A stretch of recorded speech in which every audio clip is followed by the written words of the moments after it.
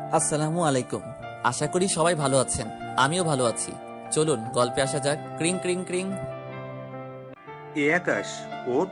দেখ কে যেন কল দিছে তোরে। এই, ওঠ। উঠতেছি। চোখ খুলে ফোনটা হাতে নিয়ে দেখে অন্তর কল দিছে। ঘুম ঘুম চোখে কলটা রিসিভ করলাম। ওই শালা কয়টা বাজে, কলেজে আসবি না? আসবো তো। এত তারা কিসের? আর কয়টা বাজে? ভাইয়া কষ্ট করে টাইমটা নিজে একটু দেখে নিন কয়টা বাজে। স্যার কিন্তু 9:30-এ যাইতে বলছিল। ফোনের স্ক্রিনের দিকে তাকাই দেখি 10:09 বাজে। ওই তেরি তো সালা। এখন কল দিলি কেন? না দিলেই পারতি। ভাই ভুল হইয়া গেছে, মাফ কইরা দেন ভাই। ওই শোন বল। ভাই, কলেজের কি খবর? তোর কপাল ভালো, স্যার এখনো আসে নাই, বলেছে 10:20-তে আসবে। ওকে দোস্ত, তুই কলেজে 5 মিনিট অপেক্ষা কর, আমি 10 মিনিটের মধ্যে আসতেছি। ভালো হইলি না। আচ্ছা তাড়াতাড়ি আয় ভাই। ওকে ওকে। লাফ দিয়ে বিছানা থেকে উঠলাম। দৌড়াইলাম ওয়াশরুমের দিকে। কোনো রকমে চোখে মুখে পানি দিয়া প্যান্ট শার্ট পরে রেডি হয়ে কলেজের দিকে যাইতেছি। চলেন পরিচয় পর্বটা সেরে নেই এখন। আমি আকাশ মাহমুদ। আমাদের পরিবারে বাবা মা, আমরা 2 ভাই, আর আমার ছোট কিউট কিউট 2টা বোন আছে। আমি বাবা মায়ের 2 মাত্র সন্তান, মানে মেজো ছেলে। আমি এখন ইঞ্জিনিয়ারিং পড়তেছি, ফরিদপুর পলিটেকনিক ইনস্টিটিউট। আর যার সাথে এতক্ষণ কথা বললাম তিনি হচ্ছেন আমার জিগরা দোস্ত অন্তর। আর ফোন করে কলেজে ডাকার কারণ হচ্ছে আজকে কলেজে প্র্যাকটিক্যাল পরীক্ষা আছে, তার জন্য। আমার আরো একটা ফ্রেন্ড আছে, নাম এনামুল। আমরা একসাথেই লেখাপড়া করি। পরিচয় দিতে দিতে কলেজে চলে আসলাম। ক্লাসের সামনে দাঁড়ায় আছি আর ভাবতেছি, স্যার আজকে যাই বলুক না কেন সব হজম করে নিব। আল্লাহর নাম নিয়ে স্যারকে বললাম, স্যার আসবো? কে তুমি? স্যার আমি আকাশ, চিনতে পারতেছেন না? জি বাবা, আমি আপনাকে খুব ভালো করে চিনতে পারছি। তা বাবা, আপনার আগমনের সময় কোনো সমস্যা হয়নি তো? না স্যার, কিছুই হয় নাই। তোর আসতে এত লেট হলো কেন? বোঝাই যাইতেছে স্যার অনেক রেগে আছেন। আসলে স্যার মেসের একজন বন্ধু খুবই অসুস্থ হয়ে পড়ে, সেই জন্য আমি তাকে ডক্টরের কাছে নিয়ে গেছিলাম। সরি স্যার লেট করে আসার জন্য। আর এমনটা হবে না। আচ্ছা ঠিক আছে, এইবারের মতো মাফ করলাম। যা, খাতা নিয়ে পরীক্ষা শুরু কর। আমিও কথা মতো খাতার একটা পেজ নিয়ে অন্তরের পাশে গিয়ে বসলাম। ওই শালা তুই মিথ্যা বললি কেন? তুই তো ঘুমাইতেছিলি। আরে বেটা, বুঝলি না? এখন যদি সত্যিটা বইলা দিতাম তাইলে আর আজকে পরীক্ষা দিতে হইতো না। আচ্ছা বাদ দে, এখন 10:40 বাজে, তাড়াতাড়ি শেষ কর, অনেক ক্ষুধা লাগছে। ওকে ওকে। তারপরে পরীক্ষা শেষ করে আমি অন্তর আর এনামুল ক্যান্টিনে গিয়ে পেট ভোজন করে আসলাম। এখন ক্যাম্পাসে বসে আছি। আজকে অনেক আড্ডা দেব, কারণ হচ্ছে আজকে আমাদের সেমিস্টারের লাস্ট পরীক্ষা। তো আড্ডা দিতে দিতে দুপুর 2টা বেজে গেছে। এমন সময় আমার ফোনে বেজে উঠলো আর্টসেলের অনিকেত প্রান্তরের মিউজিক রিংটন। হাতে নিয়ে দেখে আম্মু কল দিছে। কল ধরে, হ্যালো আম্মু। তারপরে আম্মুর কথা শুনে আমি তো পুরাই অবাক হয়ে গেলাম। তার থেকে একটু বেশি খুশি হলাম, কারণ আসসালামু আলাইকুম আম্মু, কেমন আছেন? আমি ভালো আছি বাবা, তুই কেমন আছিস? হ্যাঁ আম্মু, আমিও ভালো আছি। কি করতেছিস? পরীক্ষার কি খবর? আম্মু আজকে পরীক্ষা শেষ হলো, তাই এখন আমি অন্তরা রেনামুল কলেজ ক্যাম্পাসে বসে আড্ডা দিতেছি। ও ভালো। তা শুন, একটা খবর দেওয়ার জন্য কল দিছি। একটু টেনশনে পড়লাম। আমাকে আমার কিসের খবর দেবে আম্মু? কি হয়েছে আম্মু? কোনো খারাপ খবর নাকি? তোমার কিছু হয়েছে নাকি আব্বুর কিছু হয়েছে? আরে পাগল ছেলে, আমাদের কিছু হয় নাই, আমরা সবাই ভালো আছি। ওহ, আল্লাহ বাঁচালে। তা বলো আম্মু, কিসের খবর? আসলে আমরা তোর ভাইয়ের বিয়ে ঠিক করছি, সামনের সপ্তাহে বিয়ে। তুই একটা কাজ কর, তোদের যেহেতু পরীক্ষা শেষ, তাহলে তুই অন্তর আর এনামুলরে নিয়ে বাড়িতে চলে আয়। মনে মনে আমি একটু অবাক হলাম। ভাইয়ার বিয়ে, কিন্তু ভাইয়ার তো গার্লফ্রেন্ড আছে। কই, আবার অন্য মেয়ের সাথে তো বিয়ে ঠিক করে নাই তো। তাই সব ভেবে আম্মুকে বললাম, আম্মু ওদের না হয় নিয়ে আসলাম, কিন্তু ভাইয়ার বিয়ে কার সাথে দিয়েছ? আমার বান্ধবী মেয়ের সাথে। আল্লাহ, আজকে ভাইয়া নিশ্চিত সুইসাইড করবে, কারণ ভাইয়া সুমি আপুকে অনেক ভালোবাসে আর আপুও। আল্লাহ জানে এখন কি হবে। তা না হয় বুঝলাম, কিন্তু আম্মু ভাইয়া কি রাজি এই বিয়েতে? হুম, ও রাজি। ও তাহলে তো সব ঠিকই আছে। আচ্ছা আম্মু, আমরা কালকে চলে আসবো। আচ্ছা ঠিক আছে, সাবধানে আসিস। আচ্ছা আম্মু, ভালো থাকো। কল কাটার পরে অন্তর আর এনামুল একসাথে বকে উঠলো, কিরে কিসের বিয়ের কথা বললি রে? আরে ভাইয়ার বিয়ে সামনের সপ্তাহে। তাই নাকি? এ তো ভালো খবর। সত্যি অনেক ভালো একটা খবর। তুই একটা ভাবি পাবি, কত মজা করবি। জানি না রে, ভাইয়া তো সুমি আপুকে ভালোবাসতো, কি জানি কি হইল। তাহলে ভাইয়া কার সাথে বিয়ে হইতেছে? আম্মুর এক বান্ধবীর মেয়ের সাথে। ও, ওহ। আচ্ছা শোন, আমাদের তো সেমিস্টার শেষ হয়ে গেছে, আর তোদের হাতেও কোনো কাজ নেই, তাহলে চল আমাদের বাসায়, আম্মু যেতে বলছে তোদের। সেটা না হয় বুঝলাম, কিন্তু বাসায় বলতে হবে তো। তুই ঠিকই বলছিস। আরে চাপ নিস না, আমি আছি তো। ঠিকই বলেছিস।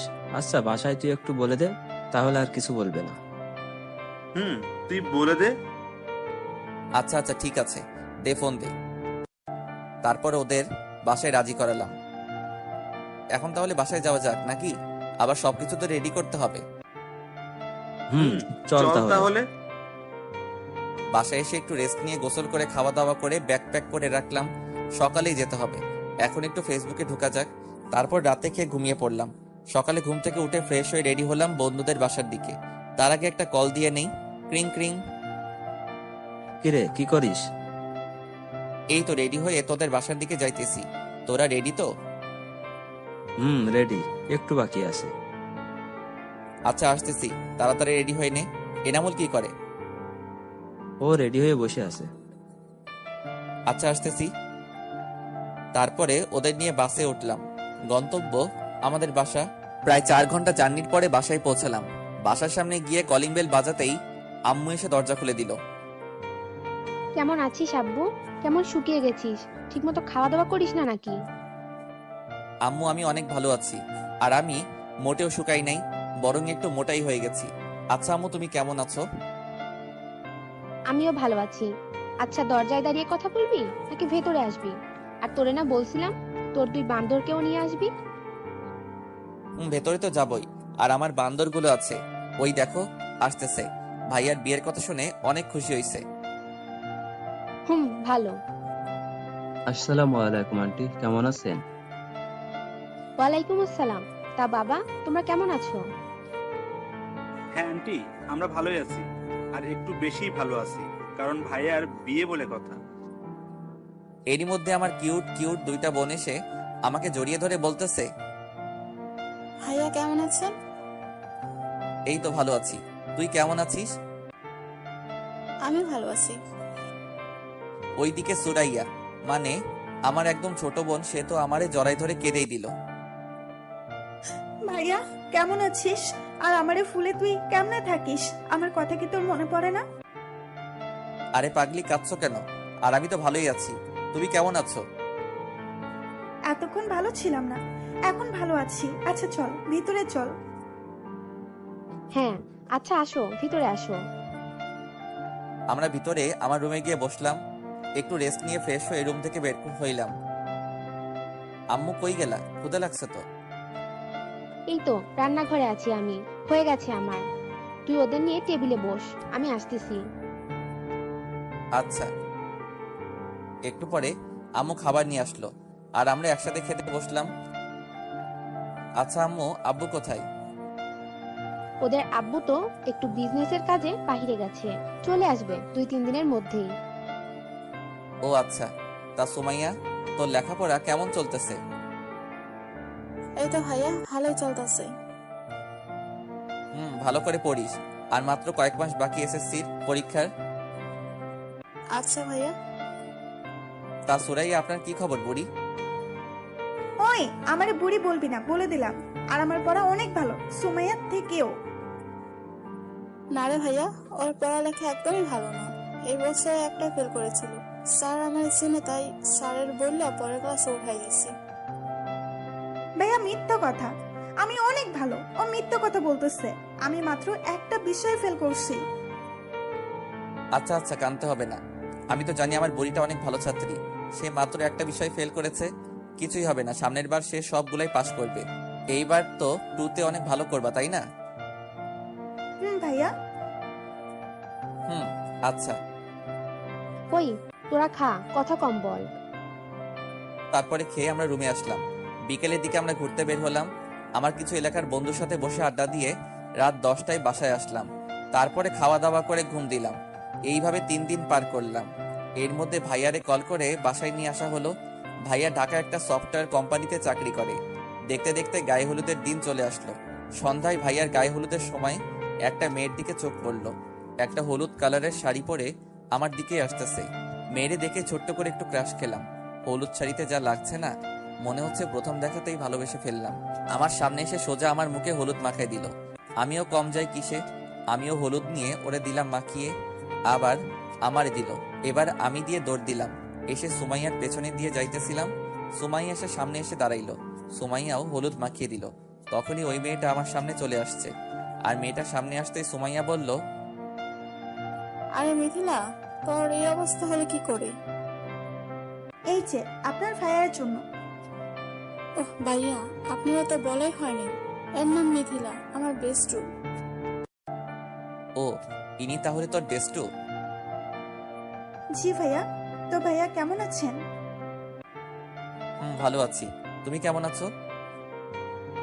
আমিও ভালোই আছি। তো ভাইয়া, আপনার বড় ভাইয়া তো হয়ে গেল, আপনার কবে হবে? হবে, সময় হলেই হবে।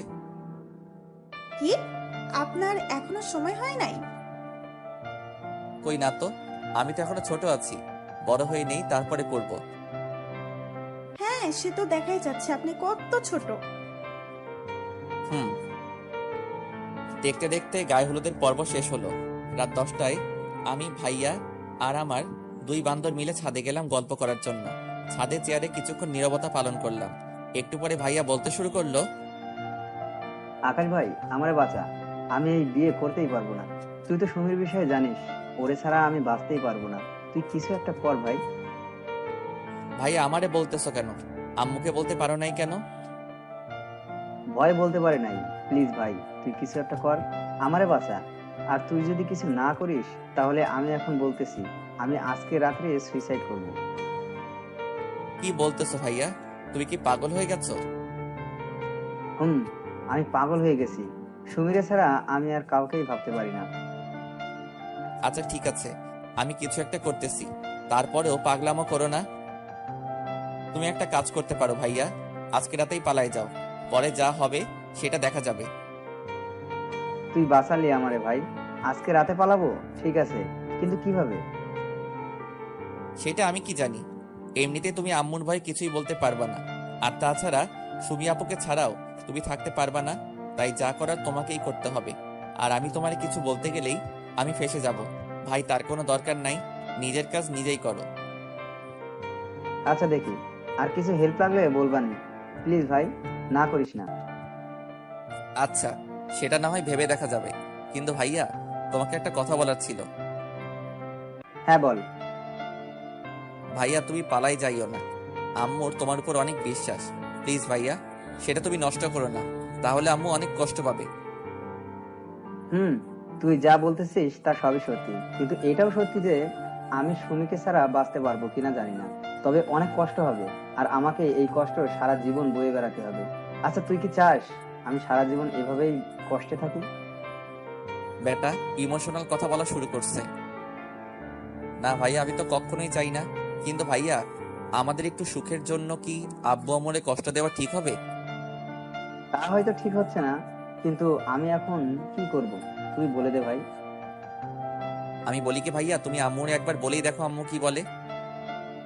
আমি বলছিলাম, কিন্তু আম্মু কোনোভাবে সুমিকে মেনে নিবে না।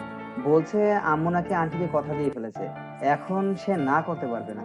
তাই আমাকে নাকি সুমিকে ভুলে যেতে হবে। আচ্ছা ভাইয়া, শান্ত হও। আর আম্মুর কথা মেনে নাও। এতে তোমারই ভালো হবে, আর আম্মু খুশি হবে। হুম, দেখছি কি করা যায়। তবে একটা কথা সত্যি, আমি সুমিকে কোনো দিনই ভুলতে পারবো না। বিয়ে যদিও এই মেয়ের সাথে হয়ে যায়, তারপরেও আমি সুমিকে ভুলতে পারবো না। আচ্ছা দেখো, তোমার যা ভালো মনে হয় করো। আমার ঘুম আসছে, আমি গেলাম। আচ্ছা যা, আমি যাব একটু পরেই। আচ্ছা, গুড নাইট। তারপরে চলে আসলাম রুমে। রাত বাজে 12টা। একটু ঘুমেও ধরেছে বটে, তারপরেও ফেবুতে ঢুকে আপনাদের জন্য গল্প লিখতে বসলাম। গল্প লিখতে লিখতে 2টা বেজে গেছে। তারপরে ঘুমাই গেলাম। সকালে কারো চিল্লাচিল্লিতে ঘুমটা ভেঙে গেল। দরজা খুলে বাহিরে আসলাম, দেখি আমুর মুখটা কালো হয়ে আছে। কিছুই বুঝতেছি না কি হয়েছে। সবারই একই অবস্থা। সুমাইয়ারে ডাক দিলাম, কি রে, কি হয়েছে রে? সবাই এমন করে আছে কেন? আর আম্মুর কি হয়েছে? সুমাইয়া কোনো কথা না বলে একটা চিরকুট হাতে ধরিয়ে দিল। চিরকুটটা পড়ার পরে আমার তো নিজেই নিজেকে মারতে মনে চাইতেছে। তাতে লেখা ছিল, প্রিয় আম্মু, প্রথমে ক্ষমা চেয়ে নিচ্ছি। চিঠিটা লেখার কারণ হচ্ছে, আম্মু তুমি তো জানোই আমি সুমিকে ভালোবাসি। আমি ওরে ছাড়া কিছুই ভাবতে পারি না। রাতে যখন ঘুমাতে গেলাম তখন আমার মনে হচ্ছিল আমি আমার জীবনের অনেক বড় কিছু একটা হারিয়ে ফেলতে যাইতেছি। তুমিই বলো, যাকে এতটা ভালোবাসি তাকে ছাড়া সারাটা জীবন থাকবো কিভাবে? তাই তোমাকে, তোমাদের সবাইকে কষ্ট দিয়ে আমি চলে যাচ্ছি। প্লিজ আম্মু, আমাকে ক্ষমা করে দিও। ইদি তোমার অবাধ্য ছেলে পারভেজ। আমি চিঠিটা পড়ার পরে নিজেকে নিজেই গালি দিতে মনে চাইতেছে। শালার, কালকে যদি আমি ভাইয়াকে মজা করে না বলতাম পালিয়ে যাওয়ার কথা, তাহলে আর আজকে এই দিন দেখতে হইতো না। এখন কি করি আমি? আম্মু যদি জানতে পারে যে এই কাজের জন্য আমি দায়ী, তাহলে আমার জীবন শেষ। আল্লাহ আমারে রক্ষা করো। এর মধ্যে আন্টির বাসায় বলে দেওয়া হয়েছে যে ভাইয়া পালাইছে। ওইদিকে তো আম্মুকে আন্টি সেই রকম ঝাড়তেছে। একটু পরে আম্মুকে দেখলাম উঠে রুমের দিকে গেল। আমি আর এখন কি করব, তাই অন্তর আর এনামুল্লের নিয়ে ছাদে গেলাম ব্রাশ করতে করতে। আর তখনই সুমাইয়া পেছন পেছন বলতেছে আম্মু নাকি আমারে তার সাথে দেখা করতে বলতেছে। আল্লাহ, এখন আমি কি করি? তাহলে কি ভাইয়ার পালানোর কথা আম্মু জেনে গেল নাকি? আজকে তাহলে আমি শেষ। আল্লাহ, এবারের মতো আমারে বাঁচাই দাও। আর কোনোদিন কারোর উপকার করব না। ভয়ে ভয়ে আম্মুর রুমের সামনে গিয়ে আম্মুকে ডাক দিলাম, আম্মু আসবো? আমাকে ডাকছিলে নাকি? আর কথা আছে। আল্লাহ বাঁচাও। হ্যাঁ আম্মু, বলো কি বলবে? আমি একটা ডিসিশন নিছি, আশা করি তুমি আমার কথা একমত হবে। যাক, আল্লাহ বাঁচাইলা। তাহলে মনে হয় ভাইয়ার ব্যাপারটা জানে না। হ্যাঁ অবশ্যই আম্মু, তুমি যা বলবে তার সাথেই আমি একমত। আগে আমার মাথা ছুঁয়ে কথা দে যে আমি যাই বলবো তুই রাখবি। আম্মু, এরকম করে বলতেছো কেন? আচ্ছা বলো তুমি, আমি রাখবো। না, তুই আগে আমার মাথা ছুঁয়ে কথা দে। আচ্ছা, এই ধরলাম। এখন বলো আম্মু, তুমি যাই বলবে আমি তাই করব। কথাটা হলো, হ্যাঁ বলো। আমি তোর সাথে নিপার বিয়ে দিতে চাই। তুই কিন্তু কথা দিছিস। আম্মুর কথাটা শোনার সাথে সাথে মনে হলো আমি মাটির ভিতরে ঢুকে যাইতেছি। আম্মু এটা কি বললো? এটা কিভাবে সম্ভব? আমার মুখ দিয়ে একটা কথা বলার মতো শক্তি নাই। কি ভাবছিলাম আর কি হয়ে গেল? কিরে, কিছু বলিস না কেন? আমার কথাটা রাখবি তো? আমাকে তোর আন্টির সামনে মুখটা রাখবি তো? তোর ভাইয়া চলে যাওয়ার কথা শুনে তোর আন্টি আমাকে অনেক কথা শুনাইছে। আর আজকে যদি এই বিয়েটা না হয়, তাহলে আমার আর বেঁচে থাকা আর না থাকা সমান কথা হবে। এখন তুই দেখ কি করবি তুই। আম্মুর মুখে মরার কথাটা শুনে নিজের চোখের পানি আর ধরে রাখতে পারলাম না। আম্মু, তুমি যা বলবে তাই হবে। তবুও প্লিজ তুমি এসব কথা আর বইলো না। আমি বিয়ে করব। আমাকে বাঁচালি বাবা। আজকে এই বিয়েটা না হলে হয়তো তোর আন্টির কাছে আমি সারা জীবনের জন্য অপরাধী হয়ে থাকতাম। আচ্ছা আম্মু, ঠিক আছে, তুমি যা বলবে তাই করব আমি। আমার জন্য তোমাকে কারোর কাছে ছোট হতে হবে না। তারপরে আম্মু বলল, যা বাবা, রুমে যা আর রেডি হয়ে নে। একটু পরে আবার বউ আনার জন্য বের হতে হবে। তুই এখন রেডি হয়ে নে। আচ্ছা আম্মু। রুমে চলে আসলাম মুখটা কালো করে। এনামুল জিজ্ঞেস করলো, কি রে, কি হয়েছে রে? কি হয়েছে বলবি তো? আরে কি হয়েছে বলবি তো নাকি? না বললে জানবো কিভাবে? বল কি হয়েছে? দোস্ত আমি শেষ হয়ে গেলাম রে। কেন, কি হয়েছে খুলে বল তো। দোস্ত আম্মু বিয়ে ঠিক করছে আমার। একটু পরে নাকি আমার বিয়ে। কি রে, কি বলিস? কেমনে কি হইলো? আর এটা তো অনেক ভালো খবর আর অনেক খুশির খবর। শালা মজা নিতাছস তাই না? আমি মরতেছি আমার জ্বালায়। দোস্ত, তুই একটু শান্ত হ আর বল কি হয়েছে, কেমনে কি হয়েছে।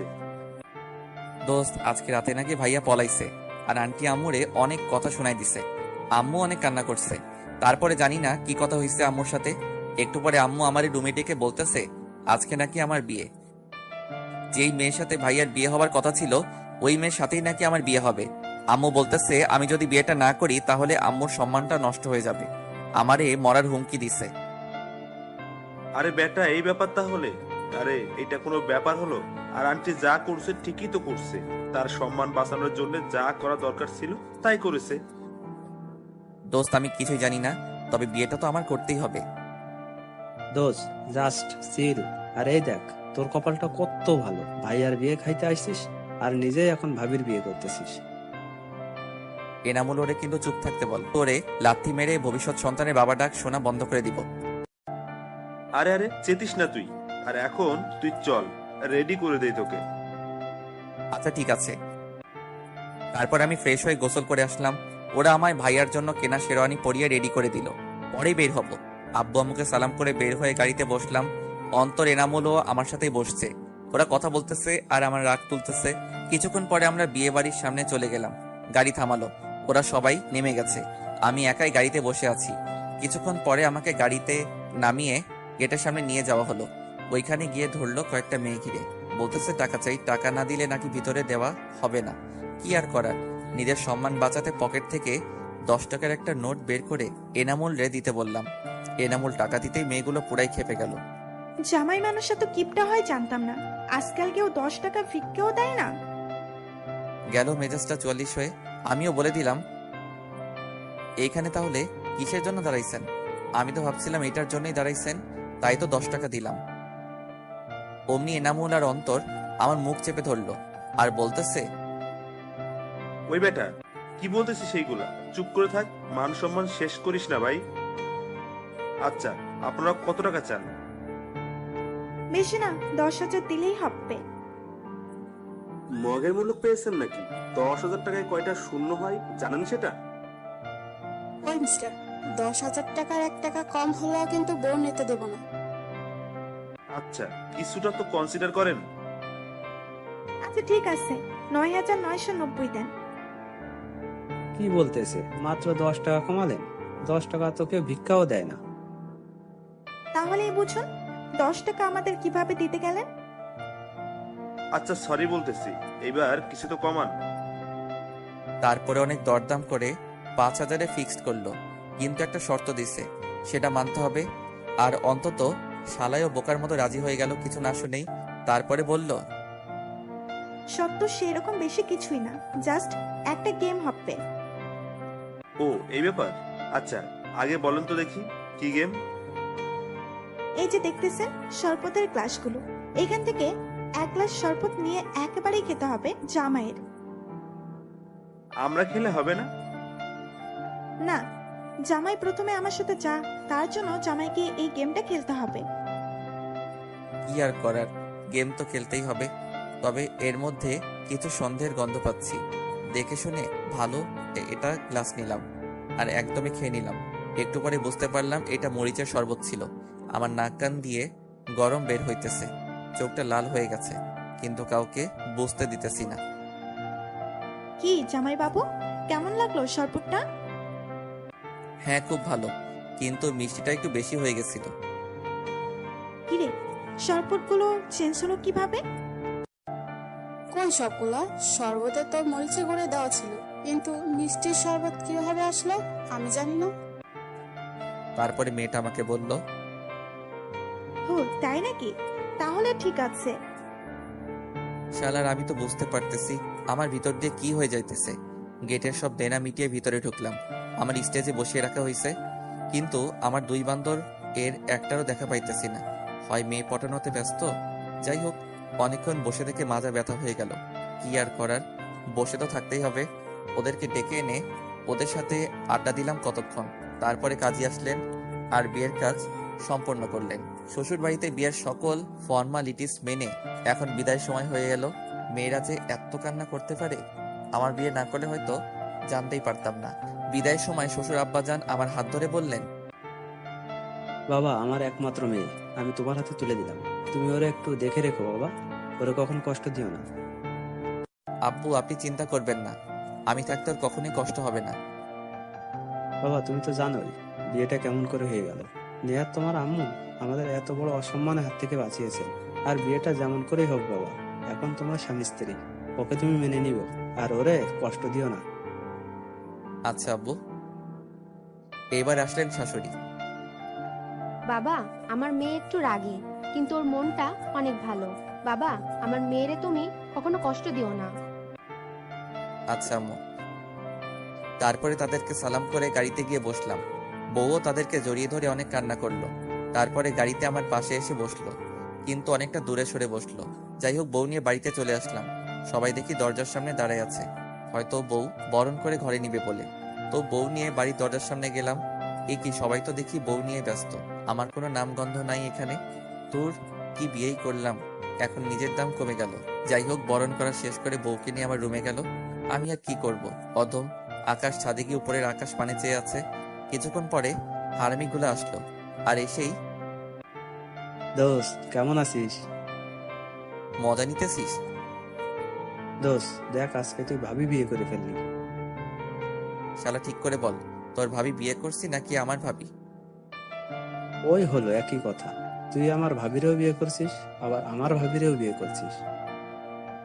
এনামুল দোস্ত, ওরে চুপ করতে বল, আমি কিন্তু ওরে ছাদ থেকে ফেলে দিব। দোস্ত, চেতিস না তুই, ও তো আর খারাপ কিছুই বলে নাই, সত্যি কথাই তো বলতেছে। এনামুল্লাহ শালা, তুইও ওর হয়ে কথা বলতেছিস? আচ্ছা আচ্ছা, ঠিক আছে দোস্ত, যা হার হয়ে গেছে, এখন আর এসব ভেবে কোনো লাভ নাই। হুম। দোস্ত ট্রিট দিবি না?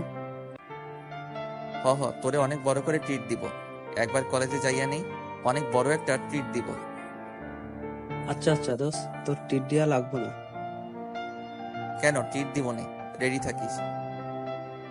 এর মধ্যে আম্মু ছাদে আসছে, আর এসে বলতেছে, কিরে আকাশ, এইখানে কি করিস? আম্মু কিছু না, এই তো আমরা বসে আড্ডা দিতেছি। আজকের দিনেও আড্ডা দিতে হয়? ঘরে বৌমা একা বসে আছে, যা রুমে যা। আচ্ছা আম্মু। আম্মু চলে গেল। দোস্ত যা তাহলে বাসর ঘরে, আজকে কিন্তু বিড়াল মারতেই হবে। ওই শালা বিড়াল কেন মারবো? আরে বাসর রাতে বিড়াল মারতে হয়, তুই ঘরে যা, সব বুঝতে পারবি। আচ্ছা। অন্তত আর এনামুল আমারে আমার রুমের সামনে নিয়ে গেল। আমার কেমন যেন ভয় ভয় লাগতেছিল। আজকে নিজের রুমে নিজের যাইতেই ভয় পাইতেছি। এমনটা কেন হইতেছে বুঝতে পারতেছি না। হয়তো আজকে এক অপরিচিত কারোর সাথে একই ছাদের নিচে একই ঘরে থাকতে হবে। হয়তো আজকের পর থেকে আমার জীবনের পথ চলাটা পাল্টে যাবে। সব ভয় উপেক্ষা করে রুমে ঢুকেই পড়লাম, আর বাহির থেকে দরজাটা লাগিয়ে দিছে হারামিগুলা। আমিও ভিতর থেকে দরজা লাগিয়ে দিলাম। আস্তে আস্তে খাটের দিকে এগোতে লাগলাম। বউ এসে আমাকে সালাম করে আবার খাটে গিয়ে বসলো। আমি আর কিছু না বলে খাটের একপাশে বসলাম। তখনই নিপা, বউয়ের নাম আগেই হয়তো বলেছিলাম, বলতে শুরু করলো, কেন করলেন আপনারা আমার সাথে এমনটা? কি বলতেছেন? আমি তো কিছুই করি না। হ্যাঁ, আপনি কিছুই করেন না, কিন্তু আপনারাই তো এসব করছেন। কেন আমার সাথেই কেন? দেখুন, যা হয়েছে সব ভাইয়ার জন্য হয়েছে। এখানে আমাদের কারোর কোনো দোষ নেই। ভাইয়া একটা মেয়েকে ভালোবাসতো, তাকে ছাড়া আপনাকে বিয়ে করতে পারবে না, তাই চলে গেছে। আপনারা আমার সাথে এমনটা না করলেও পারতেন। জানেন একটা মেয়ের কত স্বপ্ন থাকে? আমারও অনেকগুলো স্বপ্ন ছিল। আমি কোনো দিন রিলেশন করিনি, কারণ আমার সব ভালোবাসা আমার স্বামীর জন্য রেখে দিয়েছিলাম। আপনার ভাইয়ার সাথে বিয়ে ঠিক হওয়ার পর থেকে তাকে নিয়েই ভাবতে শুরু করেছিলাম। তো এক মুহূর্তেও সব এলোমেলো করে দিল। যাই হোক, যা হওয়ার হয়ে গেছে। তবে আমার কিছু কথা আছে, আশা করি আমার কথাগুলো মেনে নেবেন। হ্যাঁ বলুন। আমি এখনো আপনাকে স্বামী হিসেবে মেনে নিতে পারি নাই। হয়তো কোনো মেয়ের পক্ষেই এত তাড়াতাড়ি মেনে নেওয়া সম্ভব না, তাই আমার কিছুদিন সময় চাই। আশা করি আমি না বলা পর্যন্ত আমার কাছে আসার চেষ্টা করবেন না। ওকে, এখন আপনি ঘুমিয়ে পড়ুন। আমি আমার ড্রয়ার থেকে সিগারেটের প্যাকেট বের করে বারান্দায় গেলাম। আমি আবার সিগারেট খাই, তবে খুব বেশি না, অল্প। গিয়ে দরজাটা বাইর থেকে বন্ধ করে দিলাম। রাত তখন 1টা বাজে। সিগারেট খাচ্ছি আর ভাবছি নিপার কথা। সত্যি আমরা ওর সাথে হয়তো খারাপ করেই ফেলেছি। এমনটা ভাই আর না করলেও পারতো। সত্যি তো, একটা মেয়ের অনেকগুলো স্বপ্ন থাকে, আর আমরা তা নষ্ট করে দিলাম। হ্যাঁ, আমাকে ওর কথাগুলো মানতেই হবে। ও যতদিন নিজ ইচ্ছায় না বলবে, ততদিন আমি ওরে টাচ করব না। অনেকক্ষণ বসে দেখে কেমন ঘুম ঘুম পাচ্ছে। এইদিকে সিগারেটও শেষ, যাই গিয়ে ঘুমিয়ে পড়ি। রুমে ঢুকতে দেখলাম নিপা ঘুমিয়ে আছে। ওর চুলগুলো ফ্যানের বাতাসে উড়ে একবার মুখে পড়ছে, আবার সরে যাচ্ছে। ঘুমন্ত অবস্থায় একটা মেয়েকে এতটা সুন্দর লাগে আমার আগে জানা ছিল না। আমি একধ্যানে চেয়ে আছি। মন চাইছে একবার গিয়ে ওর চুলগুলো ছুঁয়ে দেই, একবার ওর নরম ঠোঁটগুলো ছুঁয়ে দেই, কিন্তু না, আমি তো এইটা করতেই পারি না। ও নিজেই বারণ করছে। যাই হোক, অনেকক্ষণ এইভাবে দাঁড়িয়ে থেকে ভাবলাম, এখন আমি কোথায় ঘুমাই? একই খাটে ঘুমাইতে গেলে রাতে হয়তো টাচ লেগে যেতে পারে। তার থেকে ভালো আমি সোফায় ঘুমাই। যেই ভাবা সেই কাজ, সোফায় ঘুমিয়ে পড়লাম। সকালে ঘুম ভাঙলো কারোর ডাকে। চোখ খুলে দেখি নিপা ডাকতেছে। হয়তো মাত্রই গোসল করছে। চুল থেকে পানি টপ টপ করে পড়তেছে, মুখেও কিছুটা পানির ফোঁটা লেগে আছে। এক নজরেই তাকিয়ে আছি ওর দিকে। এ যেন এক নেশার মতো কাজ করছে। সবকিছুই আমার এলোমেলো হয়ে যাচ্ছে। আমার নেশা কাটলো নিপার ডাকে। এই যে কি হলো, ডাকছি শুনতে পাচ্ছেন না? কি হলো, কথা বলছেন না কেন? হ্যাঁ হ্যাঁ, কি কি হলো, কতক্ষণ ধরে ডাকতেছি, শুনেন নাই নাকি? হ্যাঁ না মানে না। হ্যাঁ কি না শুরু করছেন? উঠেন, আম্মু ডাকতেছে, খেতে যাওয়ার জন্য বলতেছে। ও হ্যাঁ, আচ্ছা আপনি নিচে যান, আমি ফ্রেশ হয়ে আসতেছি। আচ্ছা। আমি চলে গেলাম ওয়াশরুমে। ফ্রেশ হচ্ছি আর ভাবতেছি কি আছে ওর মাঝে। যখনই তাকাই কেমন যেন হয়ে যায় আমি। ফ্রেশ হয়ে বের হয়ে দেখি নিপা দাঁড়িয়ে আছে। আমি বললাম, কি হলো, আপনি নিচে যান নাই? না, ভাবলাম একসাথেই যাই। আমি আগে গেলে আবার কি না কি ভাববে। আচ্ছা ঠিক আছে, আপনি দাঁড়ান, আমার হয়ে গেছে। তারপরে বের হলাম দুইজনে, গিয়ে টেবিলে বসলাম। আমার পাশে নিপা বসলো। তারপরে খাওয়া দাওয়া শেষ করে রুমে চলে আসলাম। একটু পরে নিপাও চলে আসলো আর এসেই বলতেছে, এই শুনুন, আজকে আমাদের বাসায় যেতে হবে, বিকেলে রেডি হয়ে থাকবেন। কেন আপনাদের বাসায় যেতে হবে কেন? বিয়ের পরে সবারই যেতে হয়। আচ্ছা ঠিক আছে। তারপরে দুপুরে খেয়ে দিয়ে বন্ধুদের নিয়ে একটু ঘুরতে বের হলাম। আর সারাটা সময় আমারে জ্বালাই খাইছে। সন্ধ্যার একটু আগে আম্মু কল দিল। হ্যালো আম্মু। ওই হারামজাদা, কই তুই? আম্মু আমি তো একটু মাঠের দিকে। কেন, কি হয়েছে? তোরে বৌমা সকালে বলে নাই আজকে ওদের বাসায় যেতে হবে? আম্মু ভুলে গেছি। তাড়াতাড়ি বাসায় আয়, তোর শ্বশুর আসছে। আচ্ছা আম্মু। ফোনটা রেখে ওদেরকে নিয়ে বাসায় চলে গেলাম। গিয়ে দেখি শ্বশুর আসছে, সাথে আরো কয়েকজন।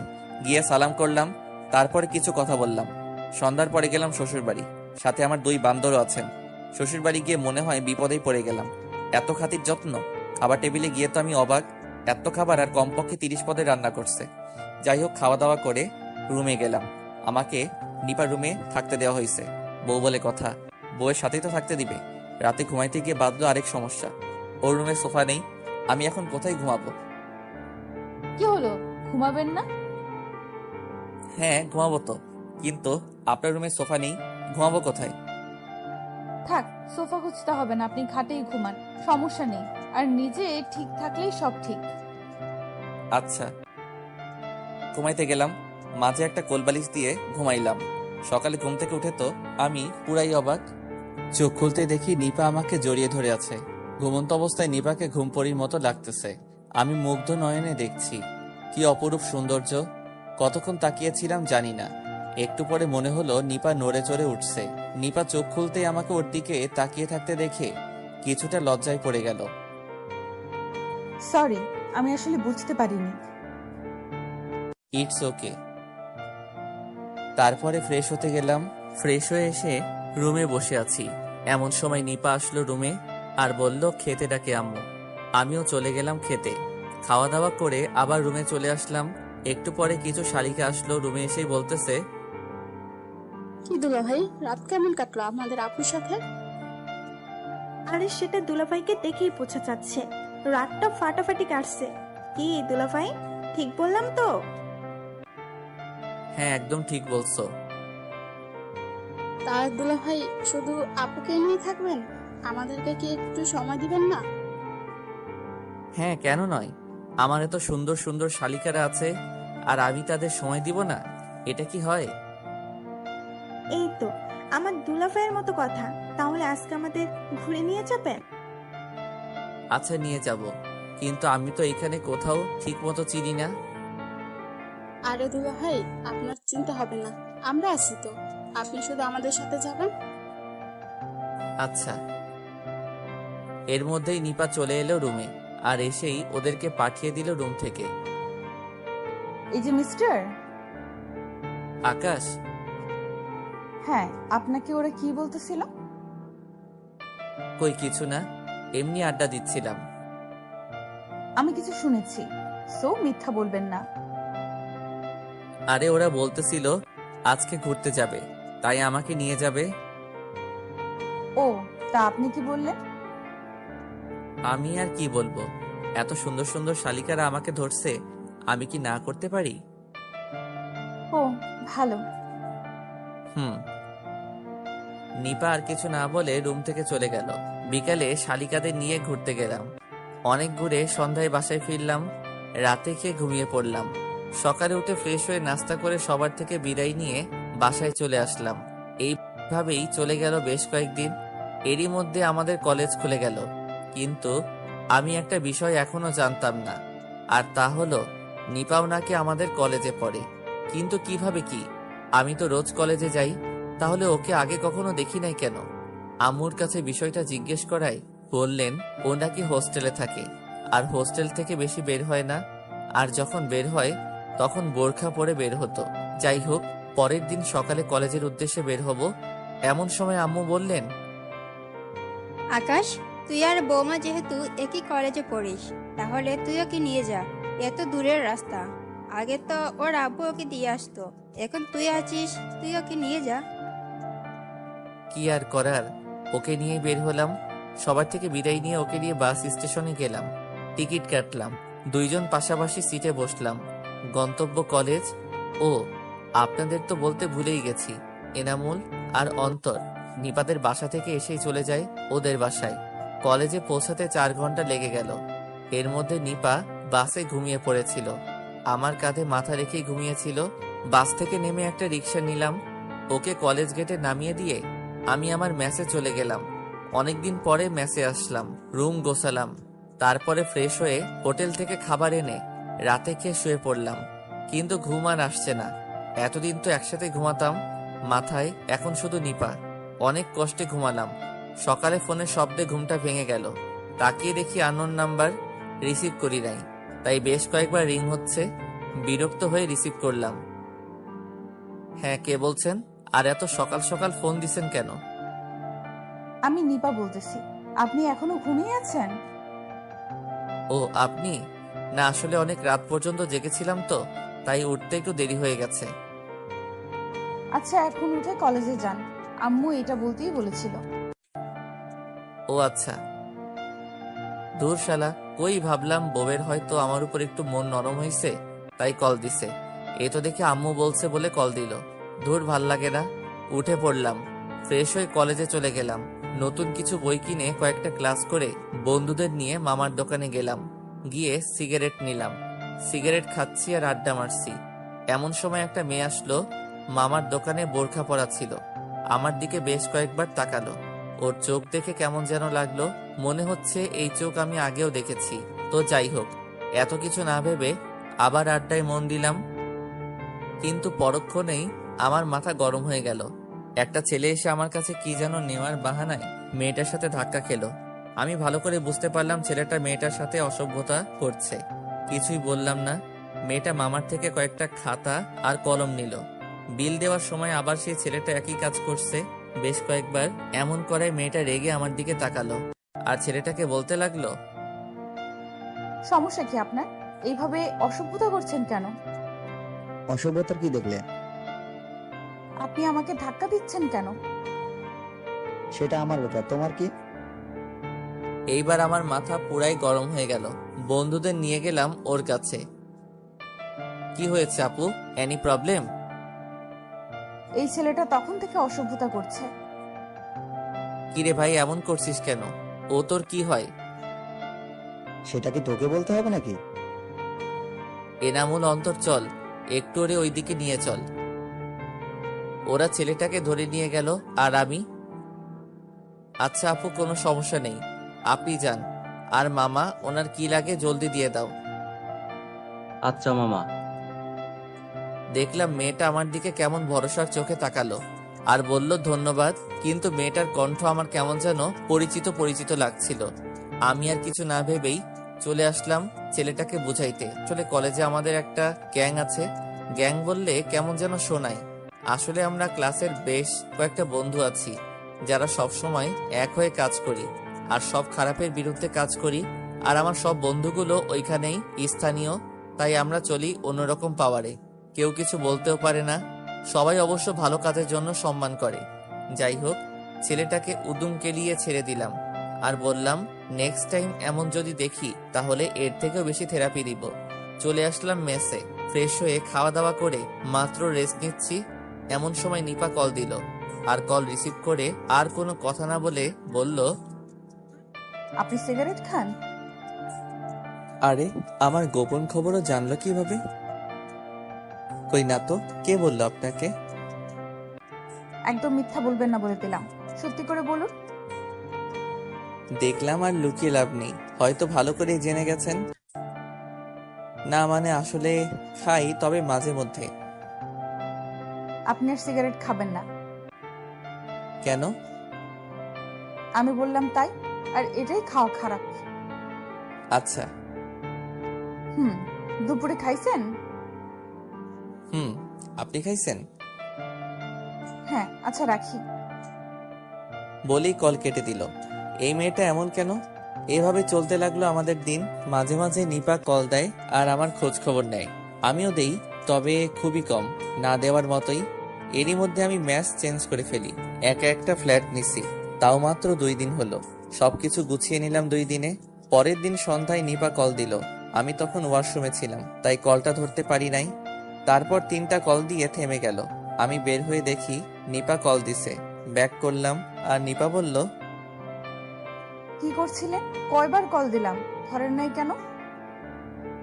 আসলে আমি ওয়াশরুমে ছিলাম, তাই ধরতে পারি নাই। তা এই সময় কল দিলেন? একটা সমস্যা হয়েছে, তাই কল দিলাম। কি বলেন সমস্যা মানে? আপনাকে কেউ কিছু বলছে? না, তেমন কিছু না। আসলে হোস্টেলে অন্য একটা মেয়েকে নিয়ে একটা সমস্যা হয়েছে, যার জন্য হোস্টেল সুপার হোস্টেলে কিছুদিনের জন্য বন্ধ দেওয়া হয়েছে। সমস্যা যদি সমাধান হয় তাহলে আবার খুলতে পারে। ও, তাহলে তো অনেক বড় সমস্যাই হলো।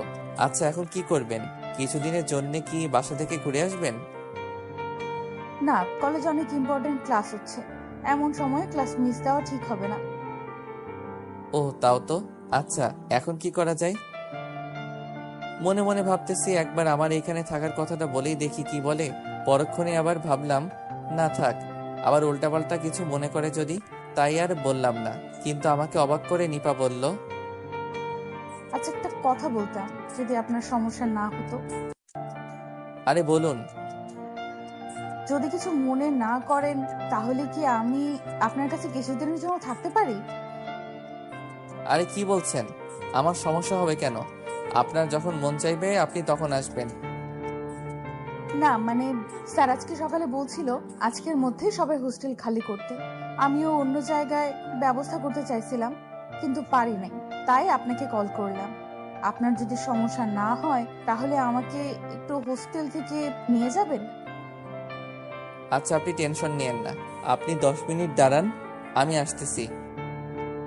তারপরে ফোন রেখে প্যান্ট শার্ট পরে 15 মিনিটের মধ্যে একটা রিক্সা নিয়ে চলে গেলাম হোস্টেলের সামনে।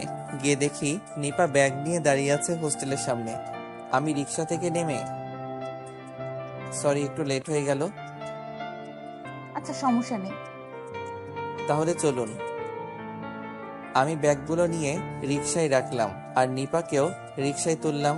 রিক্সায় বসে নিপা বলল, আচ্ছা, আপনার কোনো সমস্যা হবে না তো? আমার আবার কি সমস্যা হবে? না মানে, তারপরেও। না, আমার মোটেও কোনো সমস্যা হবে না। আচ্ছা ঠিক আছে তাহলে। চলে আসলাম আমার বাসার সামনে। রিক্সায় বিল মিটিয়ে নিপাকে নিয়ে আমার ফ্ল্যাটে চলে আসলাম।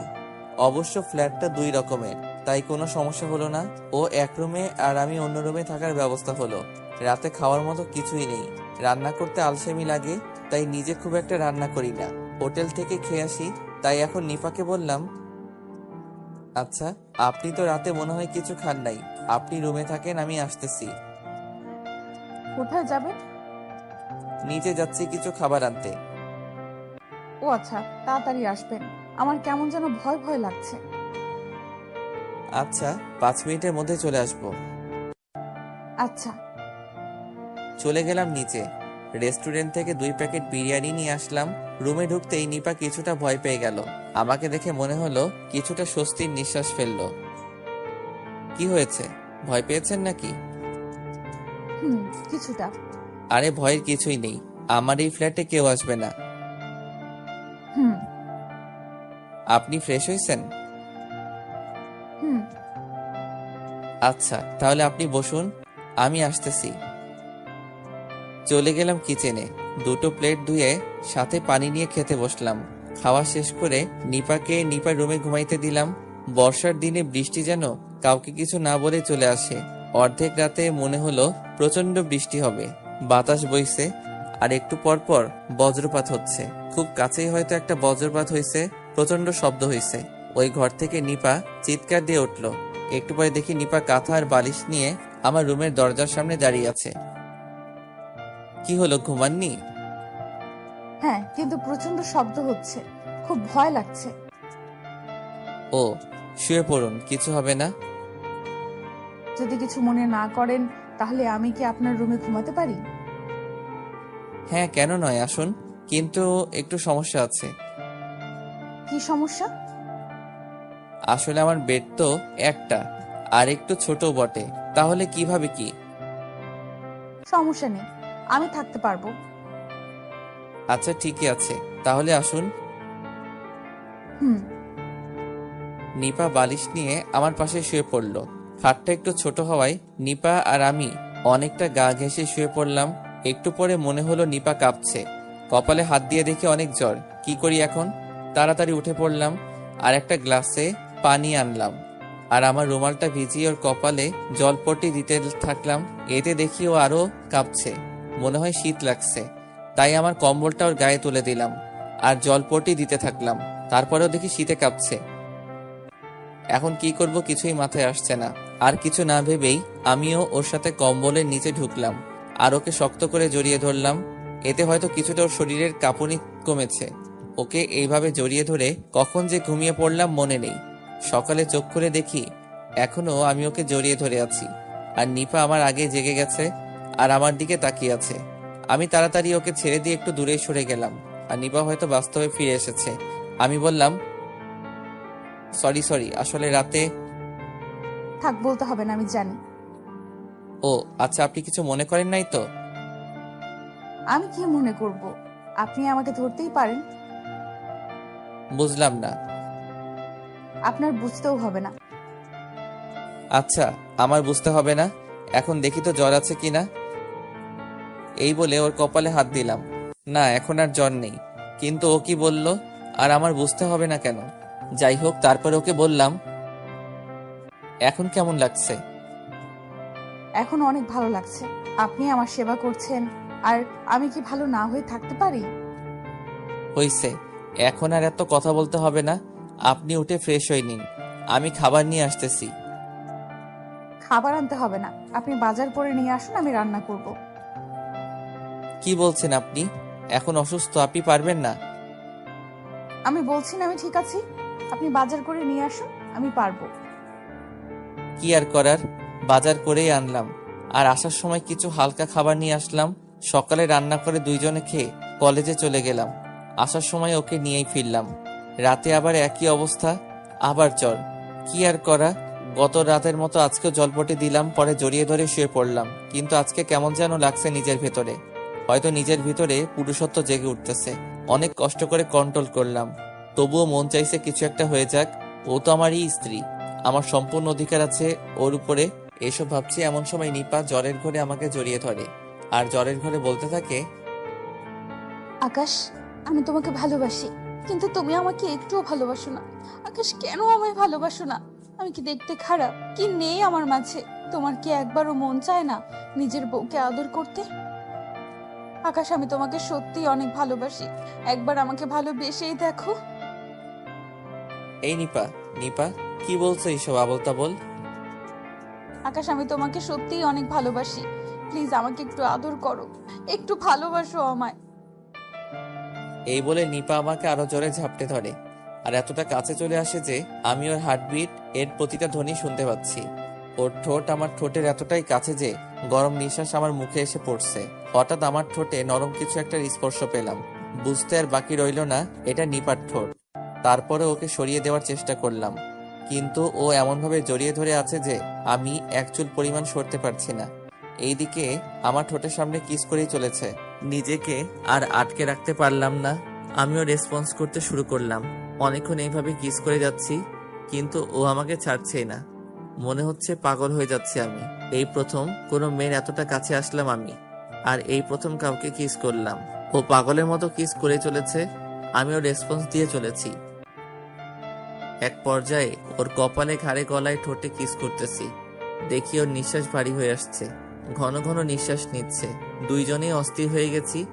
এক পর্যায়ে আমরা স্বামী স্ত্রীর মধুর মিলনে আবদ্ধ হলাম। রাতে ওকে জড়িয়ে ধরেই ঘুমিয়ে পড়লাম।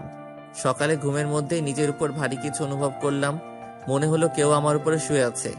ঘুম ঘুম চোখে একবার চেয়ে দেখি নিপা আমার দিকে অপলক দৃষ্টিতে তাকিয়ে আছে। এখন পুরোপুরি ঘুমটা ভেঙে গেল। তাড়াতাড়ি ওকে আমার উপর থেকে নামিয়ে দিলাম। হঠাৎ রাতের কথা মনে পড়ে গেল। নিজের মধ্যে কেমন যেন অপরাধ বোধ কাজ করছে। কি করে পারলাম ওর সাথে আমি এমনটা করতে? আমি তো নিজেই ওকে বলেছিলাম আমি ওর অনুমতি ছাড়া ওকে টাচ করব না। আর আমি কিভাবে এই কাজটা করলাম? সরি। সরি কেন? না মানে কি হয়েছে? আর এইভাবে বলছো কেন? এই প্রথম আমাকে তুমি করে ডাকলো, নিজের মধ্যে কেমন যেন লাগলো। আসলে আমি সত্যি সরি কালকে রাতের ঘটনার জন্য। আমি সত্যি বলছি, আমি ইচ্ছে করে এসব করিনি। প্লিজ আমাকে ক্ষমা করে দিবেন, প্লিজ। আরে আরে, তুমি এইভাবে বলছো কেন? আর এত সরি বলতে হবে না। প্লিজ, আমি তো নিজেই একদিন তোমাকে বলেছিলাম, সরি আপনাকে বলেছিলাম আপনার অনুমতি ছাড়া আপনাকে টাচ করব না। কিন্তু সত্যি বলছি, রাতে যা হয়েছে আমি সেটা ইচ্ছে করে করিনি। আমি জানি রাতে কি হয়েছিল, আর আমি কিছুই মনে করিনি। আর এতে তোমার কোনো দোষ নেই। মানে? হ্যাঁ, আমি জানি রাতে কি হয়েছিল, আর তোমার কোনো দোষ নেই। আর যদি দোষের কথা বলেই থাকো তাহলে দোষ আমি করেছি, কারণ রাতে আমি ইচ্ছে করেই এমনটা করেছিলাম। মানে? কিন্তু কেন? এত মানে মানে করছো কেন? আর তুমি আমাকে আপনি আপনি করছো কেন? এখন থেকে তুমি করে ডাকবে, ওকে? সেটা না হয় ডাকা যাবে, কিন্তু আপনি আগে আমার কথার উত্তর দিন। আপনি ইচ্ছে করে করেছেন মানে কি? হ্যাঁ বলবো, তবে একটা শর্তে। ওকে, কি শর্ত বলুন? এখন থেকে আমাকে তুমি করে ডাকতে হবে। আচ্ছা, ডাকবো। এখন আগে আমার উত্তর দিন। আবার আপনি বলতেছো? আগে তুমি করে বলো, তারপরে। ওকে ওকে, এখন তুমি বলো প্লিজ। আরে বোকা, রাতে আমি যা করেছিলাম সব ইচ্ছে করেই করেছি, যাতে তোমার আদর পাই। কিন্তু আপনি তো বলেছিলেন। হ্যাঁ আমি বলেছিলাম, তখন তোমাকে অন্যরকম মনে করতাম। এখন তোমাকে নিজের স্বামী মনে করি।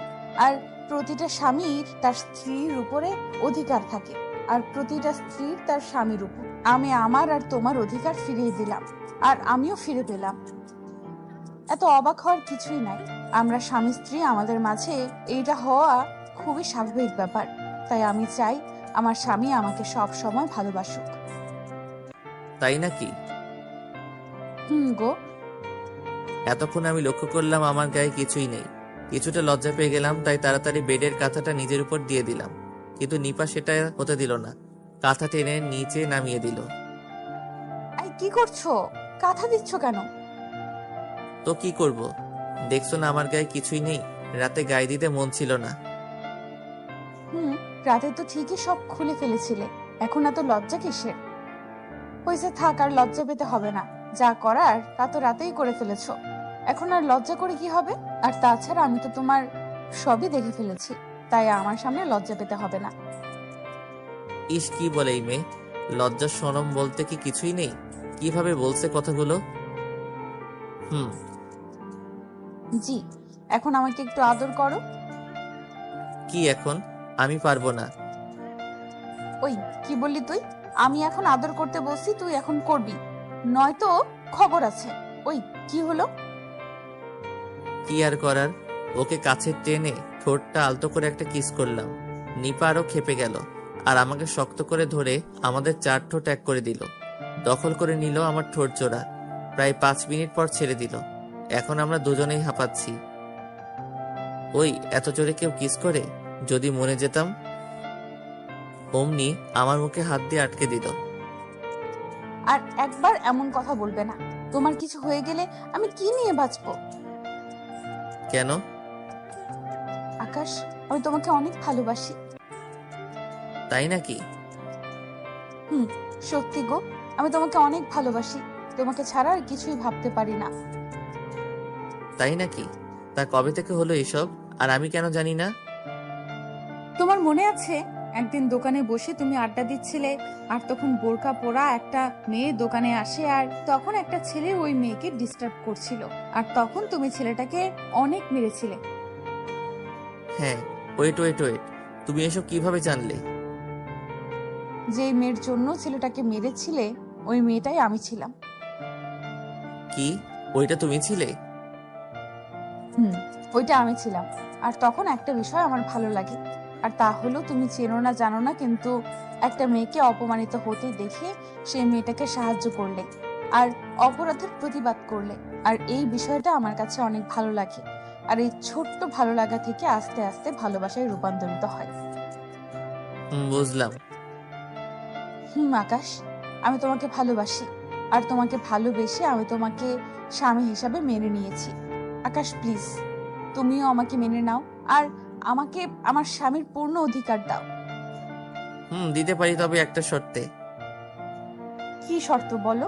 আমি তোমার সব শর্ত মেনে নিতে রাজি। আমাকে এখন থেকে অনেক অনেক অনেক ভালোবাসতে হবে, আর এখন এই মুহূর্তে আমাকে আবার একটা কিস করতে হবে। ও এই ব্যাপার? আমি তো তোমাকে ভালোবাসি। সত্যি বলতে আমি তোমাকে আমার নিজের থেকেও বেশি ভালোবেসে ফেলেছি। আর রইল কিস, সেটা এখন না, আগে ফ্রেশ হয়ে আসো তারপরে। নো, এটা তো হবে না, আমার এখনই লাগবে। বললাম তো আগে। বাকিটুকু বলার আর চান্স দিলাম না, তার আগে আমাদের 4 ঠোঁট এক করে দিলাম। শুরু হয়ে গেল তাদের টম এন্ড জেরি খেলা। ভালো থাকুক তারা এবং তাদের ভালোবাসা, বেঁচে থাকুক 1000 বছর ধরে ভালোবাসার মানুষগুলো। এই যে বন্ধুরা, গল্প শেষ করে কমেন্ট না করে চলে যাচ্ছ, এইটা কিন্তু ঠিক না। তাড়াতাড়ি কমেন্ট করো। আর যারা এখনো আমাদের চ্যানেলটি সাবস্ক্রাইব করো নাই, জলদি করে সাবস্ক্রাইব করে আমাদের চ্যানেলের একজন মেম্বার হয়ে যাও প্লিজ।